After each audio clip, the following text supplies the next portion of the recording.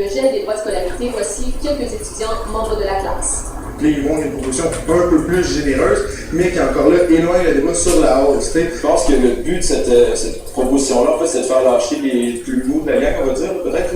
Ceux qui étaient comme pas trop sûrs si vous voulez faire la grève ou non. Peut-être que ça va les faire décrocher.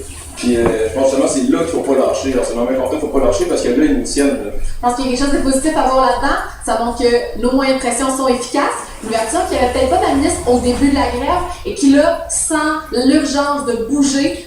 Donc, du côté des autres associations étudiantes plus modérées, eh bien, il n'y a aucun grand rassemblement de prévu jusqu'à au moins la fin de semaine prochaine pour discuter donc des propositions du gouvernement Charest. Et je vous rappelle en terminant là qu'il y a environ 170 000 étudiants qui sont toujours en grève, dont 80 000 ont décidé d'opter pour la ligne dure, c'est-à-dire qu'ils ne mettront pas fin à leur grève tant et aussi longtemps qu'une proposition substantielle n'aura été faite par le gouvernement Charest. Et il semble que l'offre faite hier n'est pas suffisante.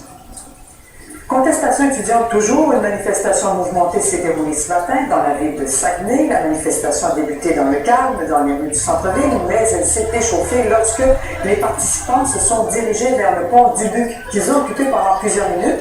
Les policiers ont arrêté un manifestant de 38 ans qui refusait de circuler. Les étudiants voulaient dénoncer la dernière offre de Québec ainsi que l'injonction obtenue hier soir par l'Université du Québec à Chicoutimi qui les empêche de manifester aux abords de l'institution.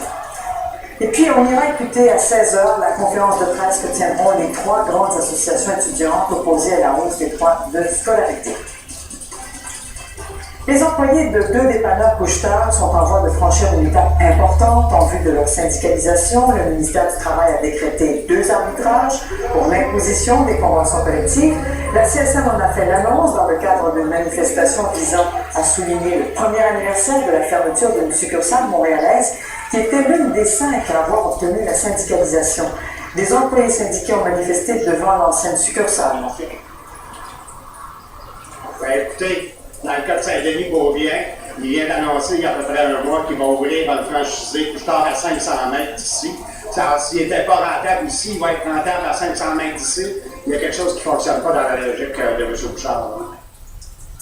En ce début du long congé de Pâques, les automobilistes vont payer cher leur déplacement des prochains jours. Le litre d'essence ordinaire atteint maintenant 1,49$ à Montréal, près de 1,50$. Il est à quelques dizaines de cents du record enregistré en juin 2008. Et la Banque de Montréal prévient que les automobilistes qu'ils doivent être patients parce que cette flambée des prix va durer encore plusieurs semaines. Pour moi, c'est à cause de la manque de raffinerie, de la capacité de la raffinerie, et aussi les industries essayent de créer une pénurie, une manque pour augmenter les prix en même temps. Sûrement parce qu'on ne revendique pas tellement et on ne met pas assez de pression sur les compagnies pour faire valoir qu'on est mécontent. On est des gens assez faciles à convaincre. Ce qu'on entend dire, c'est le raffinage plus que les détaillants. Donc, ce matin, ils disaient qu'ils payent 1,41$ à la pompe. Donc, je peux comprendre ici leur même cul-de-sac que nous, là, comme consommateurs, mais il y a quelqu'un en haut de la chaîne qui s'en met plein les poches, ça c'est sûr. Et c'est le bout qui est frustrant. Alors, on poursuit là-dessus. Se joint nous Normand Mousseau, professeur de physique, mais aussi auteur du livre Au bout du pétrole, tout ce que vous devez savoir sur la crise énergétique. On a entendu beaucoup de choses auprès par ces automobilistes.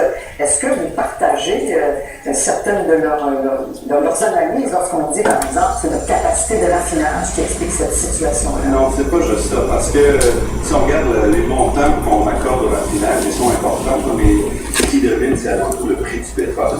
On le paye quand même à 123$ le baril ces jours-ci.